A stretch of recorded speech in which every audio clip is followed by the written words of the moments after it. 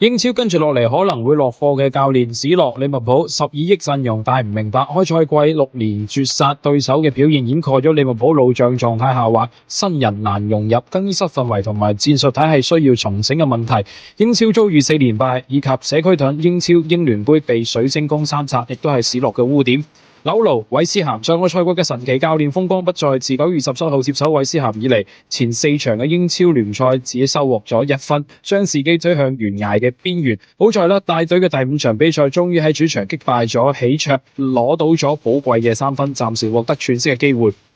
法維爾李斯聯呢位上個賽季仲帶領列斯聯奪得英冠冠軍嘅德國主教練，成為翻英超嘅落課熱門。今個賽季列斯聯嘅表現糟糕，客場戰力薄弱，而且佢仲曾經有個帶領諾域治降班嘅黑歷史啊！如果冇辦法快速改善啦，恐怕難逃解僱嘅命運。馬高斯華富咸同年嘅馬高斯華不但冇攞出耀眼嘅表現，仲埋怨俱樂部引援投入不足。富咸係今個賽季除諾定咸森林以外退步最大嘅球隊，10輪過後之後亦都係收穫咗5場嘅敗仗，目前僅領先倒數第3，4分。